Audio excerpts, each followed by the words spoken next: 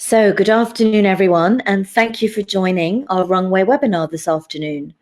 There will be an opportunity to ask questions at the end because we have two incredible speakers joining me. Do feel free to submit questions as we go. I'm sure something that one of our speakers say will strike a chord with you, and I know some of you have already been submitting questions. Thank you. But just to introduce myself, I'm Julie Chakraverty. I'm the founder and CEO of Runway, the new workplace advice platform. And I've also been an independent director for those of you dialing in from the States, or a non-executive director if you're here with us in the UK, on a number of fantastic companies, including Aberdeen Asset Management, Spirit Pubs, and Santander UK. So without further ado, I'm going to introduce our first guest, and we're extremely fortunate to have her here on the middle of Brexit excitement. We've whisked her from the House of Lords to join us. She is Baroness McDonagh. Now, Margaret McDonagh was appointed to the House of Lords in 2004, and she was actually the very first woman and the youngest ever General Secretary for the Labour Party. She was also the Labour Party's chief executive and was responsible for organising both of Labour's watershed general election victories in 1997 and 2001. So she's going to have some really interesting insights for us today. Baroness McDonagh also, though, has deep business leadership experience. She co-founded The Pipeline, which is a special organisation working with employers and individual women to build their careers into the most senior levels of organisations. And she's an experienced FTSE 100 director in her own right.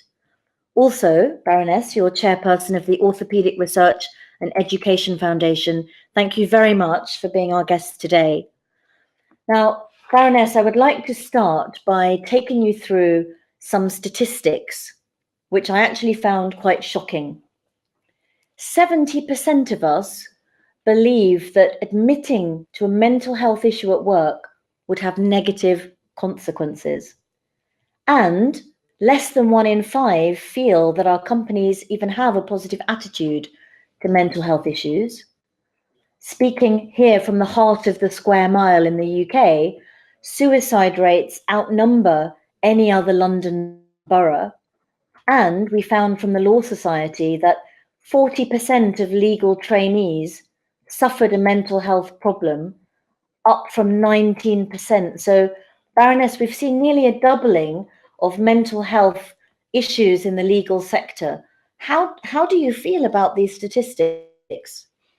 Good afternoon, Julie, and it is a delight to be here this afternoon with Runway. I think what your statistics tell us that there is a big issue about mental health in the workplace, but I think you need to slightly stand back from it and look at some of the underlying issues, because the workplace is not necessarily causing these anxieties and mental health issues.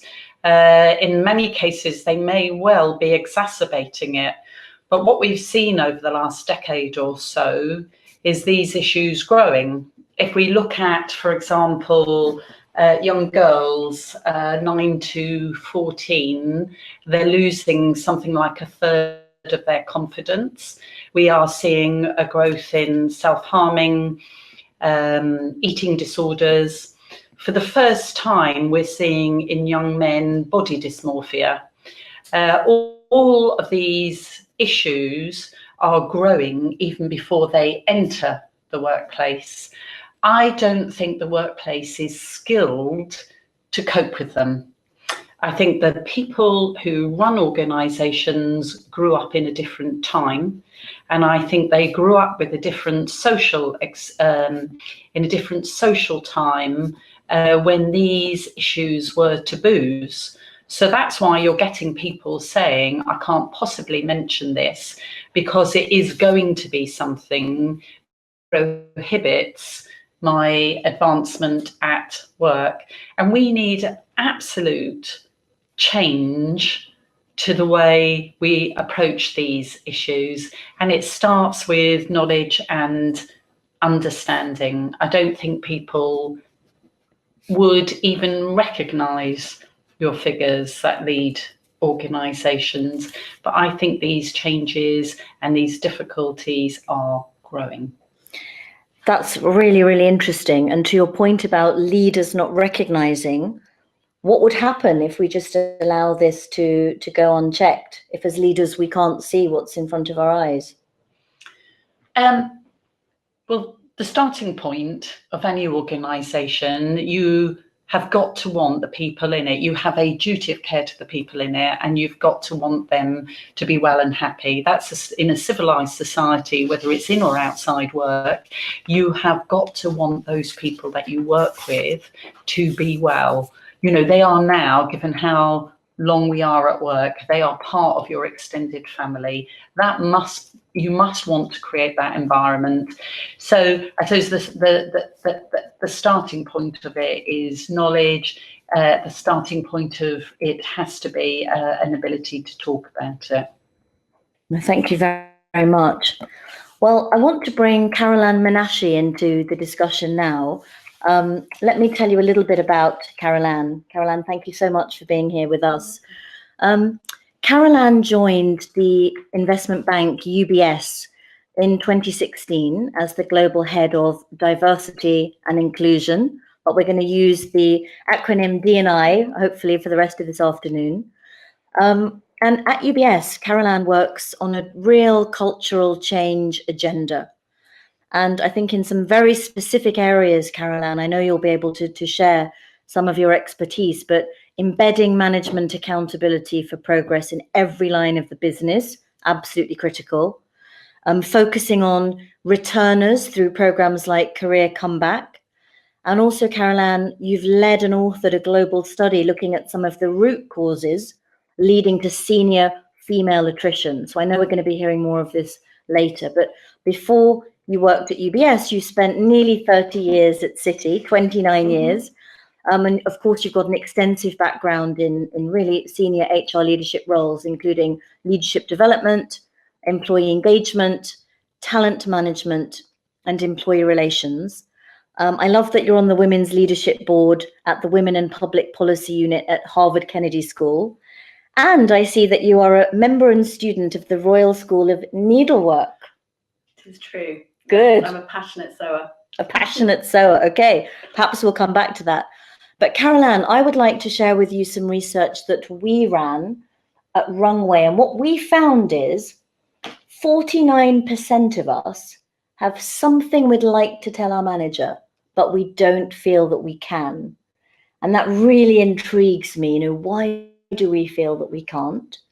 And then when we drilled into our female users, which are many, we found that 1 in 5 women don't like to ask questions in the workplace because they worry about being seen as a pest.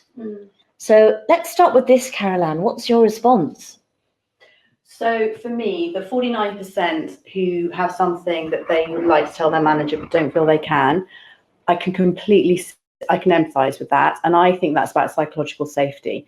I think then that's not gendered. I think that's about not wanting to show up in the workplace as not having everything together, fear of consequence. I think that's what psychological safety is about, and I think we might talk more about that later. The one that surprises me is this 1 in 5 women fear being seen as a pest if they ask questions at work. I'm surprised by that. I would say from my experience, which is based on coaching and working with hundreds and hundreds of women in my career, I don't think it's about the pest. I think that women, certainly in my industry, which is financial services, I think women have got to senior roles or even mid-level positions by being incredibly competent. So that's like our armor that we wear, that we're the specialist, right? And we study hard and we work hard, and we put a lot of stock in that. So to ask questions, I think on the face of it undermines the fact that you don't know the answer that you feel you already should know. So I would rather resonate with 1 in 5 don't ask questions for fear that undermines their sense of professional competence than the pest. I'm really interested in that. Great. I guess also, Caroline, the issue around half of us not speaking up. I mean, let's talk about that now. Why do you think people might not feel safe? That's a really good question. We know, there's a direct quote that I've recently got from Runway, from our user group. One of the things that has come up recently is a piece of anecdotal feedback, is that when somebody posted a kind of question or was asking for some advice, and that was answered by a group, not just one, of very senior leaders who immediately identified and said, gosh, me too, I have been in that position. What it did was it humanized that whole leadership dialogue. So one of the things that I think might hold people back is that people think, gosh, am I the only one who's ever felt like this? Am I the only one who's struggling with this particular challenge? And I think that feeling of onlyness, that everyone else seems to have it all together, no one else seems to be struggling with working hours or whatever it could be, I think that puts that gives people a reticence about wanting to raise things. I love that phrase, onlyness. I think I'm going to be using that from now on. And I think you're absolutely right, Carol. And I've also got to say I'm in awe of your needle work skills. The needlework teacher at school said to my sister, I thought you were the worst girl in the school at needlework, and now I've met your sister. So we should say that the Baroness's sister is also a very long-standing MP. So we've got one sister in the Commons and one sister in the Lords. But I see myself as such a homemaker, and it's something I've never been able to get on top of. I think you're absolutely right, Caroline, and there's something else going on here, which is why women don't want to divulge that they don't know something, their weakness. And that is that women get promoted for attainment, and men for potential. And by that I mean attainment. They are a risk to the organisation. I've not promoted Michelle before, I have promoted Michael. So the woman has to keep proving herself, and she gets into what we at the Pipeline call the attainment trap. And so what she does, she sweats the details, she looks down, she always does things on time, she always does them to budget. She is Mary Poppins, she is perfect. Now, if you're perfect, you cannot then say that you don't know something, because that's the only reason you're there. And it pushes women, I think you referred to somebody being an expert, through functional expertise, where I can do this job because I've got a certificate to show for it. So they go up through legal routes, accountancy, HR, marketing, those sorts of functions, rather than what we might talk about as a general management or P&L or business route. And this, understanding this explains everything. It explains why women won't go for jobs when they can do 16 out of 20 of the things on the job description. Men will go when they get 10, because he gets promoted for potential. I can see it in him. It's fine, he can do half them. He'll learn the rest in the next job. And that focus really pushes women out of, it eats all their time, it stops them, it prevents them building strategic networks, recruiting sponsors, having influence across the organisation, getting comfortable with voice, having communication opportunities, all those things that build your confidence and, you know, as you say, in terms of Runway's purpose, give you a voice. And perfectionism is killing. It's a terrible disease. I love that phrase, that perfection is a terrible disease. And I think you're absolutely right. This attainment trap, where you do see women holding back and waiting until they can do every single thing, and they're sure of it. We even see this at the schools level. But if this is true, ladies, what's the role of leadership then? to move this forward? Carol Ann, I mean, what do you think about the role of leadership? So it's super clear to me, and I've got some really, direct examples of this, right? So I think whilst it's true that, and it's not all women and it's not all men, let's just be clear. I really hate the kind of black and white kind of every woman is like this, but there is a trend for women to be quite tough on themselves, actually, in terms of, am I ready for that next job, etc., and hesitant to raise their hand. So the role of leadership is to pull those women through, right? And to say, I believe you can do this. Like, I think, you are the most qualified person. The truth is, one of the things that I think everyone has to understand with recruiting is there is no perfect candidate, right? There is no perfect candidate for any job ever. There's always something that someone hasn't done or they have a space to learn. My example, and this actually comes from quite a while ago, is that we had a senior role available in the firm I was working in, and a senior male leader who was really intent on making sure that he had a balanced list of candidates that he could interview for the role. He approached 4 women in the organization and said, I really want you to raise your hand, you'd be great for this. And 4 of them, the first thing out of their mouths was, no, I'm not ready, I couldn't do it. And so he sort of put the phone down and said, well, I've asked them and they don't want to do it. And actually, the role of kind of my role and HR's role is to go back to him and say, no, pick up the phone again and say, this is Julie, this is why I think you would be perfect. Please, let us do it. And so the role of leadership is to sort of meet women or any other kind of underrepresented group halfway. That's the role of sponsorship, I think, as well, is to reach down and pull people through and give people some air cover.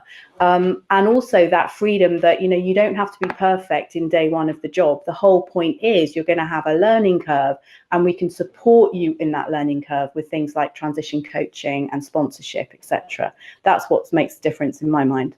And you've put there on your slide sort of 3, is this a framework that you would see as the leader who does meet someone halfway and give them that air cover? What should they be doing? So my contention is that this is really about inclusion and a culture of inclusive leadership. And I think it's very difficult to get yourself to be included, right? If you're on the onlyness or the otherness side. And so I believe that inclusive cultures are built by inclusive leaders, and that those inclusive leaders basically do 3 distinct things that are probably slightly different from just normal good people managers, okay? And I have an acronym called ACE, and so, A stands for advocate. And what I mean by that is inclusive leaders not only advocate for talent, so maybe sponsorship, but will also speak up, challenge, call out things that are wrong when they're wrong. The C stands for connect. I think inclusive leadership work with a really broad range of people and have social networks that defy the hierarchy, right? So actually tap into the intellectual capital of the organization in a much broader sense and understand that great ideas can come from anywhere, or that great perspectives and points of view, rather than sticking within your hierarchy where things get filtered. So you tend to have a sort of mono point of view. And then the E is really for empower, which is inclusive leaders beyond a shadow of doubt, as far as I'm concerned, create environments that have high trust, high autonomy, this sort of freedom from fear. That's how you get innovation. You only get innovation when it's okay to make mistakes, and therefore you try things. So you try and fail fast and move on and learn from it. So that's, I think, what inclusive leadership is about. No, that's excellent. Thank you. I mean, I guess if we're hearing that ultimately this does sit squarely with leaders, I guess leaders have to be accountable and try new things. And certainly the work that we're doing over at Runway with leaders like you, Carol Ann, is really trying to push towards that sort of framework of advocacy, connection, engagement. And here we've just put the sorts of things that we measure is, and the way Runway works is colleagues can post anonymous questions, but they get named advice from colleagues across the company. And then we can measure things like how quickly a question's answered.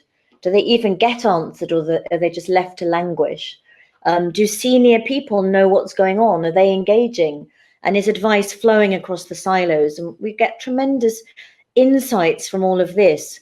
But I do think, Caroline, as an experienced practitioner of a number of new approaches, why now? Why does this matter to get the answers to these questions now? Why does it matter? And could you share a little bit of the journey that you've taken and what you've learned? So the why now is, for me, fairly simple, which I think up to this point, most large organizations and small, I'm sure, have had a focus, probably an internal focus on diversity and inclusion, which is really around the responsibility is to get the culture internally right so that you can attract great talent, keep great talent, etc. But it's been a very much kind of behind closed doors. Unquestionably, for now, we're in a new chapter where our external stakeholders have a big impact on what happens inside. And I think that's absolutely welcome and right. So by external stakeholders, I mean our clients, our investors, the regulators, the government. Look at what the UK government have done on gender pay gap, for instance. It has forced the debate outside in. And I think it's becoming there's a real demand for transparency. So rather than just, we trust that you are doing what you're saying you're doing, the realm we are in now is prove to us you are doing what you say you are doing. And so there is a real importance around really progressing the agenda, which I think there always has been, but I think it seems more urgent now. So I think that's one thing.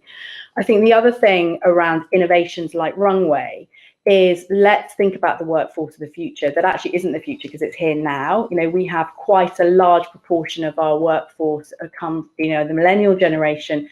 And back to what we were saying earlier, they want something different. Our colleagues who are of that generation want a far more human, less hierarchical approach to leadership. They kind of expect instant access, or not instant, but more access. Certainly when I joined the workforce in the last century, it was very different. You didn't expect to have a point of view heard by the most senior person in the company. And I think the millennial generation, those coming behind them, have a very different view of that. So I think largely because the technology platform provides that access and the speed of it, and also this transparency that we're seeing, I think those are two things that are majorly changing. And what would you say has worked, well, and what would you say you're still working on? Well, so if I think about the journey with implementing Runway, I think one of the things that I think is probably its single biggest asset is it democratizes access to senior leaders, or not even senior leaders. It democratizes access to wisdom. Let's just say that. And that doesn't have to just be in the senior leader's head. And what I mean by that is, traditionally, those mentoring or sponsorship programs that we would have talked about require you to be matched or to have a link with that senior other. Well, what Runway does is it just means that anybody who's on that Runway community can post a question and it can be answered by a senior leader. So we have that democratization that's not based on, do I know you? Am I in the same office as you? Am I working on a project where you might see my work? And so that, and we can count that in terms of the interactions and the ripple effect. That's the first thing. So democratizing access to leaders. We know that there is this amazing ripple effect that's actually a really time-effective way of leaders to communicate with the employee body. One of the concerns going in is that somehow you're going to create this massive drag on leadership time. Do you remember we talked about that? We're all dying in emails anyways. It's going to be another thing to do. What we found is that a leader can post a piece of advice or a point of view, and that has a ripple effect, not just between the individual who raised the question, but the multiple other people who are reading that interaction, who may not have posted a question, but may resonate with the question. And so that ripple effect, I think, is really key. The anonymity that we see that Runway offers, obviously, people can post a question in their name or anonymously. By far the majority, I think we're seeing at UBS, are posting anonymously. That enables, back to that first question in your findings, which is how 49% of people have something that they want to ask, but they dare not. that really gives the freedom to do that. It's the asking the awkward question that you feel might make you show you up in some way, or the sensitive question. We've seen that anonymity give people the boldness to ask questions that they want to. So it's honest questions answered honestly. So those are some of the things I would call out for sure. No, thanks, Caroline. And Baroness, I guess some leaders Please call me Margaret. I'll call you Margaret just for today. I know, Margaret, that some leaders are afraid of transparency. They might say, "Are you kidding? Are we going to really let people say what they think about the company?" How have you dealt with that sort of fear when you've been trying to bring change into organizations or, you know, into your life? I suppose my starting point for that is to understand that you don't have the answer yourself. The best leaders in the world by far are those that are curious about things and people. And if you're curious, you have to allow people to speak. So I would say there would be a huge benefit in it for them. I suppose, you know, we've also got to appreciate in all of this just how bad figures of women, working class people, people of colour are getting on. The pipeline produces women count annually. If we look at women alone, something like 92, 93 of the executives on main boards in the FTSE 350 are men. One down on the executive committee, 84% are men. These aren't even vaguely close. And all of this is important. Listening to people getting on, having diverse and inclusive organisations, not simply because of the equality issue, because we know, let's take women, when we have more senior women, we have more profitable organisations. You know, we have an economy in this country going south. We need companies to be more profitable. We need to create wealth. We need better public services. So we need to find tax. We also know that talent doesn't discriminate. Talent is equally found in women, men, working class, middle class, black people, white people, gay people, straight people. If that's the case, what organisations are great at is pulling through a particular person who is male and middle class, and much, much, much less good pulling other groups through. So if you can't start from a point of listening and understanding, you have to start doing things differently, or you will just perpetuate the same model. And that's not good for our organisations at a time of huge change. You know, if you look at the last 400 years, we had 2 industrial revolutions. In the last 40, we've had 2. Mm-hmm. You know, that's the difference, the speed of change. We are now going through the 4th industrial revolution, a digital transformation. We cannot do it on the old models. The only way to get through this is to do it together. So, very powerfully put. But Caroline, if you agree with Margaret, what's your advice to one of your counterparts? We've got many of them on the line today who say, "I can't get my board's attention. I can't get any budget. I don't know how to drive change." What's your advice? How did you do it? So when I joined UBS 3 years ago, and I joined with a particular mandate to make progress in this space.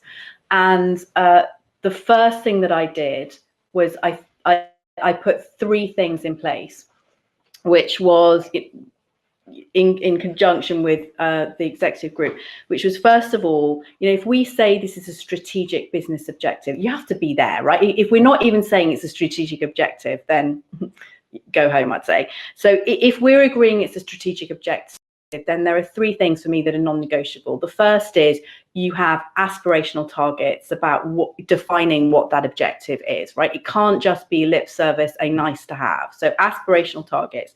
The second is you have management accountability to those targets. Large organizations are incredibly effective at holding people accountable for lots of things: costs, regulatory issues, profit.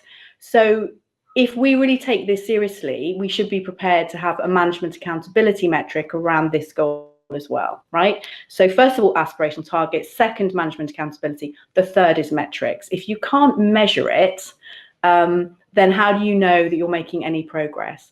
And so those three for me were absolute non-negotiables when I started trying to help UBS create more impact with this agenda. So that would be my top tip. You have to, a version of that, you'd need to get in place. Otherwise, I think you're on the hiding to nothing. Thanks, Caroline.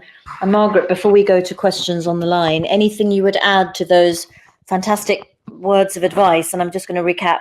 Set aspirational targets, hold management accountable, and I think your third one was have metrics that can hold people's feet to the fire. What would you add, Margaret? Well, I completely agree with Caroline. I think she's hit the nail on the head. I would say the organisations that do this well, when I look at all the evidence, the first thing is belief of the chief executive. Mm-hmm. If the chief executive doesn't have belief, nothing will be achieved. The second thing is setting targets, as Caroline said. Without targets, organisations don't move forward. Further down for managers, I would say managers really need training, help and support at managing diverse teams. If I give you one example, evidence shows people of colour get much less feedback than anybody else, and women of colour get the least feedback of all. Without feedback, you can't progress. Mm-hmm. And managers are worried about doing it. They're worried about doing it in case they get it wrong. They don't have the confidence to do it. They might be considered to be racist. They have all sorts of fears.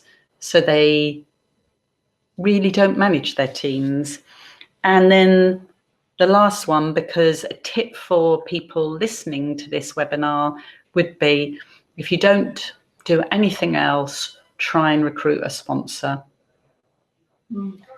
Ladies, thank you. And I think now we're going to move to a bit of audience participation, because we've had some really great questions that have been posted last night, and I can see we've got a number that are being posted right now. I'm going to put the first one, Margaret, to you, and I'm going to read it out. It's quite passionate. We're at a critical moment needing real leadership of our country, brackets the UK. People are fatigued. Trust seems to have been lost on all sides. How do we fight against change fatigue at work? People lose interest if they don't see quick results. As someone who's been voting, I think, every night Yes. for weeks and weeks, please give us your advice. I would say to men and women younger than me, you have to find your purpose in yourself. You've got to find and understand what it is that makes you get out of bed in the morning and try and strive for something bigger. And it doesn't matter whether you came from a successful, wealthy family or a working class family, or there were problems at home. You will find your purpose somewhere in your early childhood, and you will want to bring change. And you have to find work in an organisation where your own purpose can be aligned with that of the organisation. There is no reason that people should feel fatigue with change itself if they're reaching for something bigger. You know, you look around the world when progress happened, those that were campaigning against slavery in America, I know slavery was everywhere, but if I just take that as an example for a moment, for hundreds of years, if you think of those later generations in the States that campaigned against segregation, how many of those generations would really have envisaged they would have a Black American president? I think the thing is that when you believe in something bigger, you strive for change to improve it, don't you? And most of that change and progress will often be benefits that you yourself will not experience. And it's more that sense of hope. So I would say to people, align yourself with a small group of people that believes in something bigger that you can achieve together. It is the Margaret Mead quote, you know, never forget the ability of a small group of like-minded people to change the world. It is the only thing, after all, that ever has. If you get too focused on the immediate change, you will send yourself crazy. You do have to have a bigger goal. So for me, I'm not giving up on Brexit. I'm not getting tired by it. I personally want us to align ourselves with Europe for all sorts of economic, social reasons. There are big risks to our country right now and the rest of the world, you know, with change, technological change, extremism. So that bigger picture gets me through the day-to-day nonsense, the late hours. That is what will get people listening through as well. Thank you very much. Our second question that came in yesterday, Caroline, I'm going to put to you, if I may. What have been the most impactful D&I changes that you implemented? And was there anything that you did that you regret or frankly didn't work? So probably the most impactful thing I've done is the metrics thing, to be honest, right? And just to be really clear, in that regard, we're focusing on our ambition around having more women in senior leadership roles. So that's what we're measuring. Because for me, putting in front of senior leaders, other stakeholders on a monthly basis, change metrics to say this is how we're shaping up has been incredibly impactful. And you know, I work in a bank are good with numbers, and so data is really helpful. So that's probably been the most impactful thing, and I really, really would encourage anybody to look at that and strive that forward. The practice that I've done that didn't go so well, and I'll be totally honest, is this goes back a while, so it wasn't recent at all. But a while back, I was working with a mentoring program for mid-level women in the firm that I was working in. And we invested in this phenomenal program that was really about raising people's career aspirations. So that kind of, you know, the stuff we talked about earlier on about this reticence to put your hand forward. The whole point of this program was kind of building people's belief in what they could do. And what I actually found when I went back to check was the attrition rate of people who'd been through that program was actually higher than if we hadn't done anything at all. That was not the finding I wanted. I wanted the finding that said not only, you know, had they remained in the organization, but they'd all got promotions, right? What that taught me was what I had done was I had worked on one side of the equation and not the other side of the equation, because the thing that I hadn't done is prepared the organization to have real proper sort of talent conversations with those, in this case, women, to create internal mobility opportunities. So what I'd done was I had truly raised everyone's aspirations, but because the firm I was in at the time didn't really have the next job for those people to go to, and that wasn't clear on how they were going to progress, actually they just took those career aspirations externally. So what I learned then was you've got to look at the more holistically. If you're going to do a change intervention, and we so need more of these innovations, you need to understand how your change intervention is going to fit into the broader puzzle, and that the other pieces need to connect. But while you were saying that, we had a person, thank you for your comment on the line, saying that's fine, but what are the meaningful metrics, not the fluffy ones? Oh, it's very simple. You know, if my goal, not just mine, Carol Ann, but you know, the CEO's goal is to have more women in senior leadership roles, it's a very easy thing to count, right? The execution strategy for UBS is so simple. It is, you know, if we're going to have more women in leadership roles, We need to hire more women than we have done in the past. We need to lose less women and retain on to the great women that we have.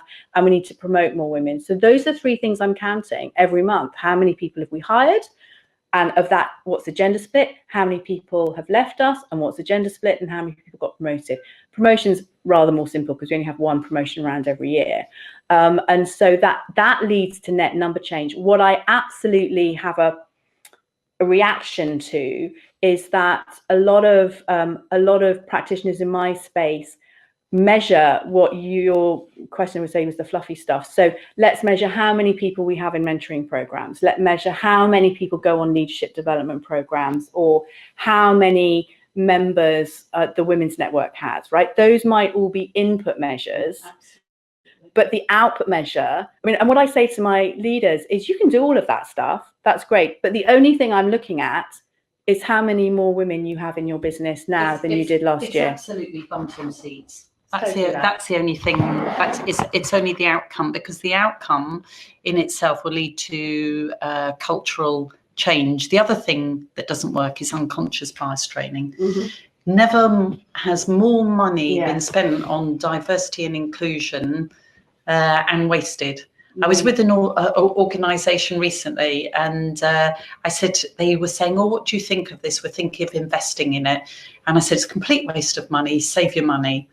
And they said, "Oh, well, we're getting a grant from the Scottish government to do it through our trade unions." And I said, "Well, definitely don't do it, because you're wasting taxpayers' money by doing it."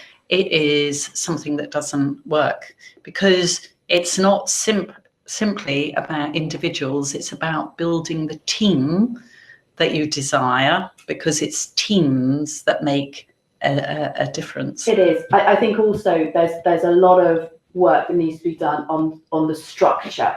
So, you know, my role is I think I'm a bit like a kind of car mechanic, you know, under the hood of the engine, making sure that the engine is all connecting and working in the way that it should.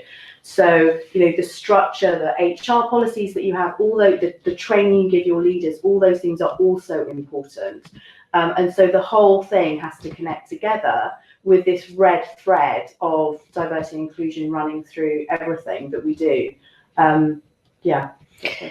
Just to throw in something from what we see, but one of our clients, I think, is really on the nail here, where rather than looking at, and they're doing this for ethnicity rather than just gender, rather than looking at the pay gap, they're looking at the appraisal gap, and they're looking at every single grade. Is there any bias? Is there any gap that's just systemic in the company between, if you're a brown or black person, do you have any gap? And actually, it's a huge employer, and they found that there is a very big gap. So it's quite interesting if you think about that if you allow that to go unchecked, that's your leading indicator, Carol Ann, for are you going to have promoted anyone? So I think that sort of work is interesting. We're getting really, really busy questions on coming online. Please keep posting them, guys. Julie, can I just add? Yes. Absolutely is. Black and Asian people tend to receive lower marks, and women, because they are more of a risk. So there is an attitude in marking of not this time. And there is another issue, and I've recently done this with a big organisation that I won't name, who are using assessments, verbal reasoning, and numerical reasoning. And if you are not careful, those tests are written for somebody that's had a certain type of education. And what they were pulling through was public sector, Oxbridge educated. And the people that were doing the least well were people of colour, who were working class, who had gone to perhaps not so good schools. And there was something else, and people need to appreciate this. They were the same intelligence. They were differentially doing poorly on the tests. It's nothing about their ability. And there is another social issue. If I think I am going to fail at something, and I've seen this with black women all the time, doing those tests against white middle class guys, they think they will fail, ergo they do. And there is a real issue about how we help and support and explain, because somebody else from a different family, a different group, has a social circle who've done the tests. They talk to it about them. They tell them they can do it again. They explain, they expose these things. If you're from somewhere where it is only you and you have less feedback, you do have no understanding. And so sometimes this idea that we're treating everyone equally when we're not, it is much, much, much, much harder for a black woman to get on at work than almost, you know, from a working class background than almost anybody else. So this is where metrics is really important, right?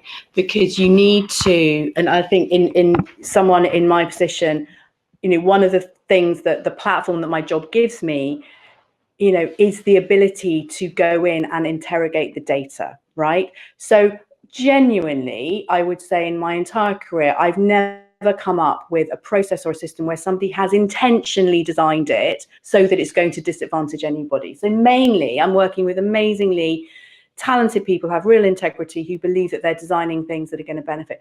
My job is to go and kick the tires and to say, this process, is it delivering something that we think is fair and equal, and my first test is proportionality, right? So to the comment about women underrate their performance, right?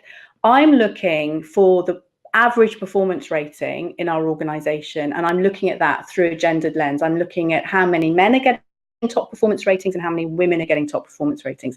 And because I know how many men and women I've got, I'm looking at the proportionality, right? Because you have to come at this from a place that says actual sort of potential and intelligence is equally distributed amongst everybody, right?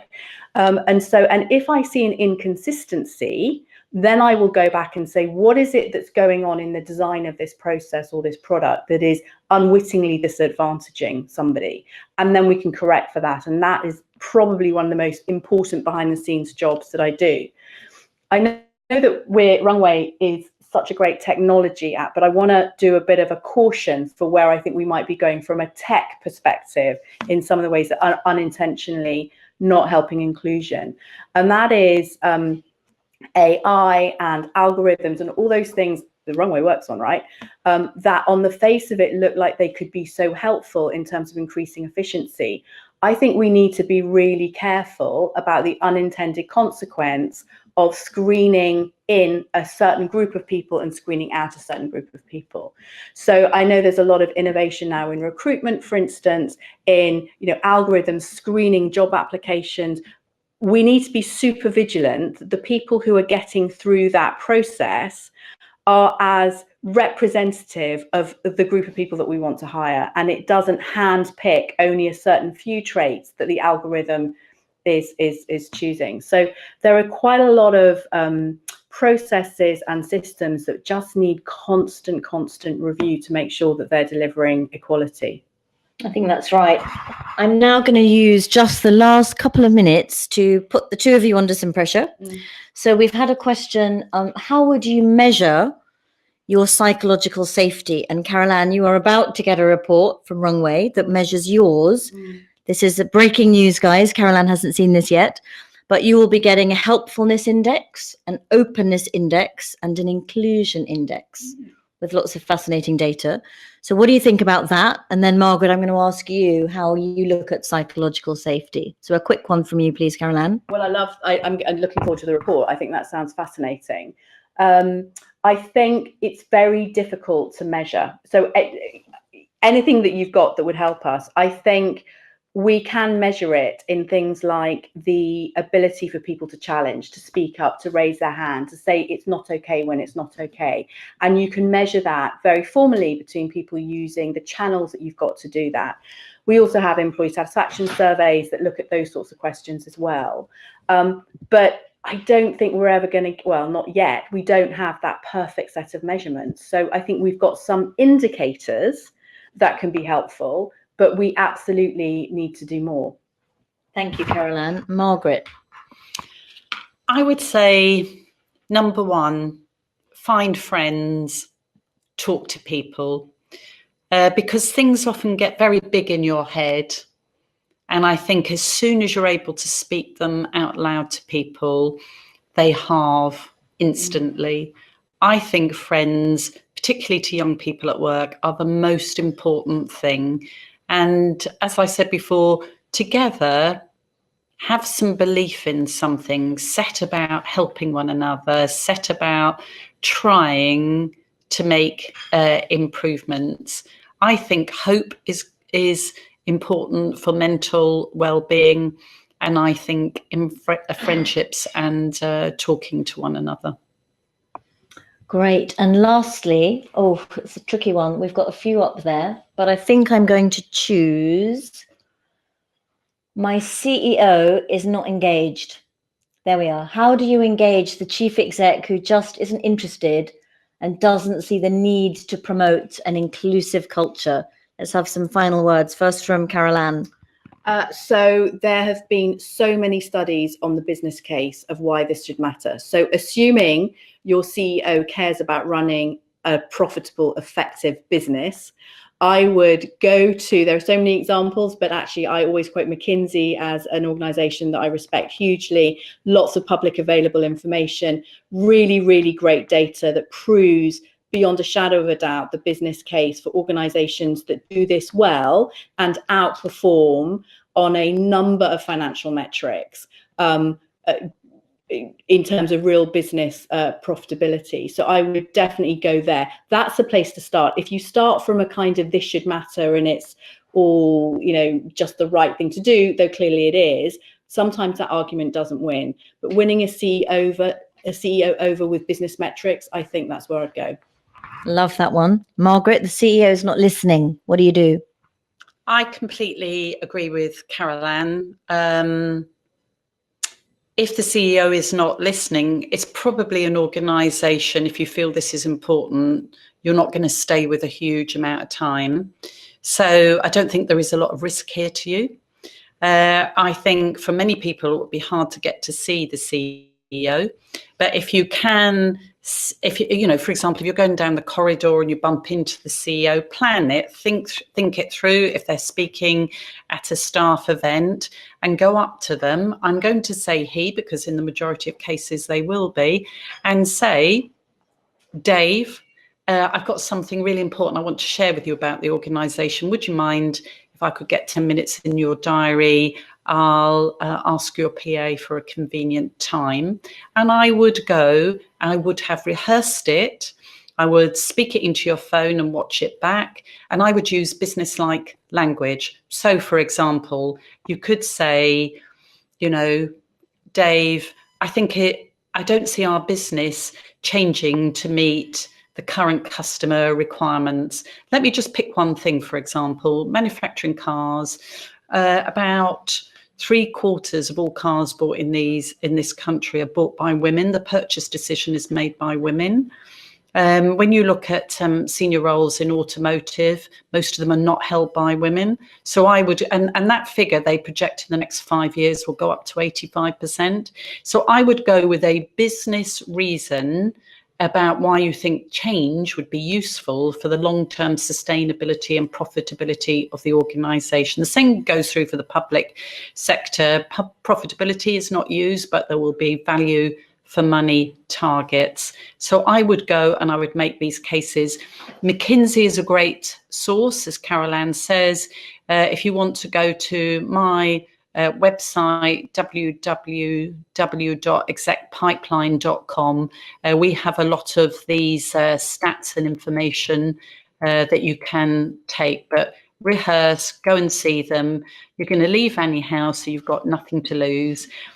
We can all look at society right now and, you know, times are difficult, they're changing, they're hard, but they're also exciting and hopeful. And I'm sure that everyone listening is going to do really, really well. Thank you. Wow. Baroness McDonough and Carol Ann Menashe, thank you so much for your time and your wisdom. Our slides and the recording will be available, and we're going to add in the website information that the Baroness just mentioned. Don't worry, we're going to put that onto the slide so that anyone who wants it has it. Please can I thank our audience? Your questions have been brilliant. I'm sorry we didn't get through them all. Next time we'll allow more time for that. But thank you all very much.